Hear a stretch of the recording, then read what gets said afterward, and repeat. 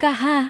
Dalhar lahir pada 10 Syawal tahun 1286 H 12 Januari tahun 1870 di kawasan Pondok Pesantren Darussalam, Watu Congol, Muntilan, Magelang. Nasab Kiai Dalhar tersambung pada Trah Raja Mataram, Amangkurat III.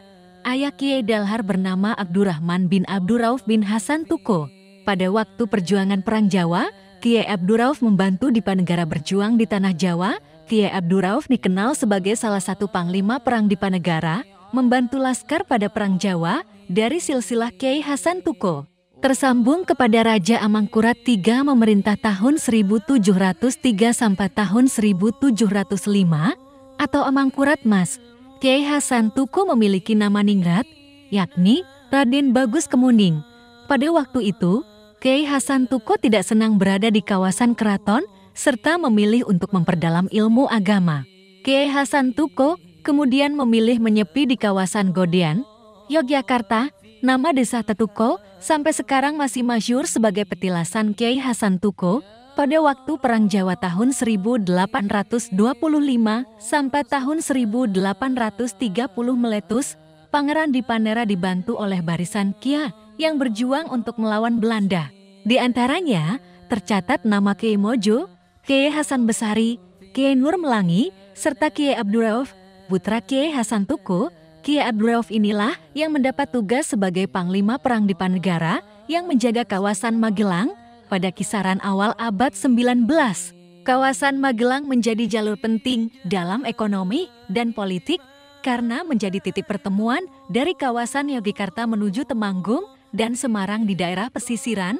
Kiai Abdurrauf menjadi panglima untuk menjaga wilayah Magelang serta memberi pengaruh penting penganut Dipanegara di kawasan ini. Demi menjaga kawasan Magelang dan mendukung pergerakan Dipanegara, Kiai Abdurrauf bertempat di kawasan Muntilan, yakni di Dukuh Tempur, Desa Gunung Pring, Muntilan. Di kawasan ini, Kiai Abdurrauf mendirikan pesantren untuk mengajar ilmu agama kepada pengikutnya dan warga sekitar. Dukuh Santren di Desa Gunung Pring menjadi saksi perjuangan dakwah dan militer Kiai Abdurrauf. KH. Dalhar wafat pada hari Rabu Pon 29 Ramadhan tahun 1890 Jimakir 1378 jam atau bertepatan dengan 8 April tahun 1959 M. Selain itu ada juga yang menyebutkan beliau wafat pada 23 Ramadhan tahun 1959. Lokasi makam KH. Dalhar Watu Congol berada di kompleks makam Kiai Raden Santri yang terletak di sisi barat kota Muntilan. KH. Dalhar mewarisi semangat dakwah dan perjuangan dari ayah dan kakeknya. Sejak kecil, beliau haus akan ilmu agama dengan mengaji dan belajar di pesantren. Pada umur 13 tahun, Nahrawi Dalhar kecil mulai belajar mondok. Ia mengaji kepada Mbah Kiai Mantushul di kawasan Bawang, Ngadirejo, Salaman, Magelang. Di pesantren ini, Kiai Dalhar belajar ilmu tauhid selama 2 tahun. Setelah itu, Dalhar kecil melanjutkan mengaji di kawasan Kebumen. Ayahnya menitipkan Kiai Dalhar di pesantren Sumolangu, di bawah asuhan Syekh As-Sayyid Ibrahim bin Muhammad Al-Jilani Al-Hasani, atau dikenal sebagai Syekh Abdul Kafiyate Sani. Ketika mengaji di pesantren Sumolangu, Kiai Dalhar mengabdi di Endalem Sang Syekh selama 8 tahun. Hal ini merupakan permintaan Kiai Abdurrahman kepada Syekh Abdul Kafiyate Sani. Pada tahun 1314 H. 1896, putra Syekh Abdul Kafi Etsani berniat untuk belajar di Makkah. Sang Syekh memerintah Kiai Dalhar agar menemani putranya, yakni Sayyid Muhammad Al-Jilani Al-Hasani, di Makkah. 2 pemuda pengabdi ilmu ini diterima oleh Syekh Sayyid Muhammad Babashol Al-Hasani, yang merupakan kerabat dari Syekh Ibrahim Al-Hasani. Syekh Sayyid Muhammad Babashol pada waktu itu merupakan mufti Syafi'iyah Makkah. Di Rubat kawasan Misfalah, Kiai Dalhar bersama Syekh Muhammad Al-Jilani Al-Hasani bermukim selama mengaji di Makkah. Pada tahun pertama Kiai Dalhar mengaji di Makkah, terjadi peristiwa penyerangan Hijaz oleh tentara sekutu. Tanah Hijaz yang masuk dalam kuasa Turki Utsmani diserang oleh tentara sekutu. Syekh Muhammad Al-Jilani mendapat tugas untuk berjuang membantu perlawanan tanah Hijaz. Setelah 3 bulan mengaji, sedangkan Kiai Dalhar beruntung dapat terus mengaji selama 25 tahun di Tanah Suci, di Tanah Hijaz. Nama Dalhar menemukan sejarahnya. yakni pemberian dari Syekh Sayyid Muhammad Babashol Al-Hasani, hingga tersemat nama Nahrawi Dalhar. Kiai Dalhar memperoleh ijazah mursyid Tariqah Syadziliyah dari Syekh Muhtarom Al-Maki dan ijazah aurat Dalailul Khairat dari Sayyid Muhammad Amin Al-Madani. Dari jalur Tariqah inilah, Kiai Dalhar dikenal sebagai mursyid, sufi, ulama, alim, sekaligus penggerak perjuangan pada masa kemerdekaan di Indonesia. Kiai Dalhar menurunkan ijazah Tariqah Syadziliyah kepada 3 orang muridnya, yakni Kiai Iskandar Salatiga, Kiai Dimyati Banten, dan Kiai Ahmad Abdul Haq. Ketika mengaji di Makkah, secara istiqomah Kiai Dalhar tidak pernah buang hadats di Tanah Suci. Ketika ingin berhadats, Kiai Dalhar memilih pergi di luar Tanah Suci. Sebagai bentuk penghormatan, inilah bentuk ta'zim sekaligus sikap istiqomah Kiai Dalhar yang telah teruji. Kiai Dalhar dikenal menulis beberapa kitab, di antaranya, Kitab Tanwir Al-Ma'ani, Manaqib Syekh As-Sayyid Abdul Hasan Ali bin Abdullah bin Abdul Jabbar Asyadzili Al-Hasani, Imam Tariqah Syadziliyah. Kiai Dalhar juga menjadi rujukan beberapa kiai yang kemudian menjadi pengasuh pesantren-pesantren ternama, di antara murid Kiai Dalhar, yakni Kiai M. Asum, Lasem, Kiai Mahrus Ali, Lirboyo, Abuya Dimyati, Banten, Kiai Marzuki Giriloyo serta Gus Miek. Gus Miek juga dikenal dekat dengan Kiai Dalhar. Dalam catatan IBAD, 2007, 31, Gus Miek bisa membina hubungan dengan Mbah Jogoroso, Kiai Ashari, Gus Mat Putra Kiai Dalhar, Kiai Mansur dan Kiai Arwani. Kemudian, mata rantai berlanjut, dari Kiai Ashari, Gus Miek membina hubungan dengan Kiai Abdurrahman bin Hashim, Mbah Benu, dan Kiai Hamid Kajoran. Lalu, dari Kiai Hamid Kajoran, Gus Miek berinteraksi dengan Mbah Junaid, Mbah Mangli dan Mbah Muslih Meranggen. Sosok Gus Miek memang sudah nyentrik sejak masa kecilnya. KH Jazuli Utsman, sang ayah, yang dikenal sangat ketat dalam ngaji, harus memilih cara berbeda mendidiknya dibandingkan dengan anak-anaknya yang lain. Ibu Nyai Rodiyah, sang ibu, juga sudah menengarai ada keistimewaan Gus Miek sejak di masa kandungan. Makanya, Kiai Jazuli tetap selalu konsisten untuk mendidik Gus Miek dalam mencari ilmu agama. Gus Miek kemudian dikirim ke pesantren Lirboyo Kediri. Di tengah-tengah pendidikannya di Lirboyo, Gus Miek justru pergi ke Watu Congol Magelang, ke pondok pesantren yang diasuh KH Dalhar yang terkenal sebagai seorang wali di Magelang, Jawa Tengah. KH Dalhar adalah seorang di antara 3 wali yang termasyhur di Jawa Tengah. Ketiga wali itu adalah KH Hamid Kajoran, Magelang, sebagai wali dakwah, dan KH Dalhar sendiri sebagai wali hakikat. Akan tetapi, sejak KH Dalhar wafat pada 1959, menurut sebagian pendapat, posisinya digantikan KH Mangli Muntilan, Magelang.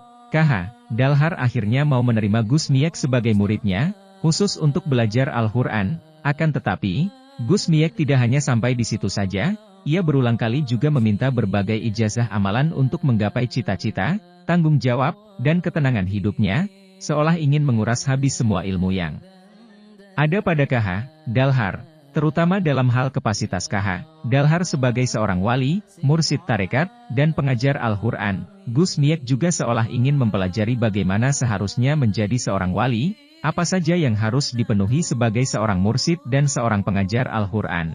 Setelah pulang dari Tanah Suci, sekitar tahun 1900 ia kemudian meneruskan pondok kecil peninggalan nenek moyangnya di kaki Bukit Kecil Gunung Pring, Watu Congol, Kecamatan Muntilan, Kabupaten Magelang, kurang lebih 3 km sebelah timur Candi Borobudur. Pondok pesantren kecil ini lambat laun tidak hanya dihuni oleh santri-santri sekitar eks-Karasidenan Kedus saja, namun sampai pelosok tanah Jawa, bahkan ketika masa-masa perang pra dan masa kemerdekaan. Pondok pesantren Watu Congol menjadi markas dan sekaligus tempat singgah para pejuang tentara bambu runcing yang datang Yogyakarta dan wilayah Jawa bagian barat seperti eks-Karsidenan Banyumas dan sebagian dari Jawa Barat. Konon ceritanya, bambu runcing para pejuang harus diasmahis dahulu oleh KH Dalhar dan KH Subekhi, Parak, Temanggung, sebelum menyerang markas penjajah Belanda di Ambarawa, Semarang. Banyak sekali tokoh-tokoh ulama terkenal negara ini yang sempat berguru kepada beliau semenjak sekitar tahun 1920-1959. Di antaranya adalah KH M. Asum, Lasem, KH Mahrus Ali, Lirboyo, Abuya Dimyati, Banten, KH Marzuki Giriloyo, Gus Miek dan lain sebagainya. Ketika era perjuangan melawan rezim kolonial, Peran Kiai Dalhar tidak bisa dilupakan, para pejuang di kawasan Magelang, Yogyakarta, Banyumas dan kawasan Bagelen Kedu datang ke pesantren Kiai Dalhar untuk meminta doa. Oleh Kiai Dalhar, para pejuang diberi asma, doa dan ijazah kekebalan, serta diberi bambu runcing yang telah diberi doa. Dikisahkan, ketika para pejuang menggempur Belanda di kawasan Benteng Ambarawa, dimudahkan oleh Allah dengan semangat dan kekuatan, dorongan doa dan semangat yang diberikan Kiai Dalhar serta beberapa kiai lainnya, menambah daya juang para santri untuk bertempur mengawal kemerdekaan. Pertempuran Laskar Santri dan Pemuda melawan tentara sekutu, meletus pada 21 November 1945. Atas desakan Laskar dan Tentara Rakyat, yang dikomando oleh Jenderal Sudirman, tentara sekutu mundur ke Semarang. Namun, mundurnya sekutu juga membuat ribut di Ambarawa, yang kemudian disebut Palagan Ambarawa. Pada perang ini, Laskar Hizbullah dari Yogyakarta dan kawasan sekitar bersatu dengan beberapa tentara rakyat mengepung Ambarawa. Laskar Hizbullah Yogyakarta mengirim batalion Bachron Edres, tepatnya di kawasan Jambu dan Banyu Biru. Front Ambarawa dikepung dari beberapa penjuru, kawasan selatan dikepung pasukan gabungan dari Surakarta dan Salatiga. Utara ditempati pasukan Kedu dan Ambarawa, dari sisi timur hadir pasukan Divisi 4 BKR Salatiga, pihak Belanda dan tentara sekutu bermarkas di Kompleks Gereja Margo Agung, serta pos militer di perkebunan. Laskar Santri di bawah komando Bachron Edres berhasil mengakses front Ambarawa. Laskar-laskar santri dan pemuda yang bertempur di Ambarawa, sebagian besar sowan ke Kiai Dalhar Watu Congol dan Kiai Subci Parakan untuk minta doa sebelum bergerilya.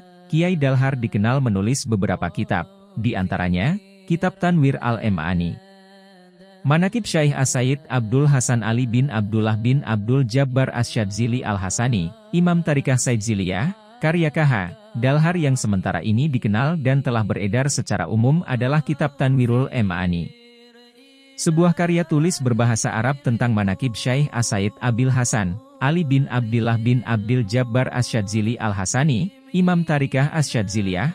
Selain daripada itu sementara ini masih dalam penelitian, karena salah sebuah karya tulis tentang syaraf yang sempat diduga sebagai karya beliau setelah ditasyih kepada KH Ahmad Abdul Had ternyata yang benar adalah kitab syaraf susunan Syekh As-Said Mahfudz bin Abdurrahman Somalangu, karena beliau pernah mengajar di Watu Congol.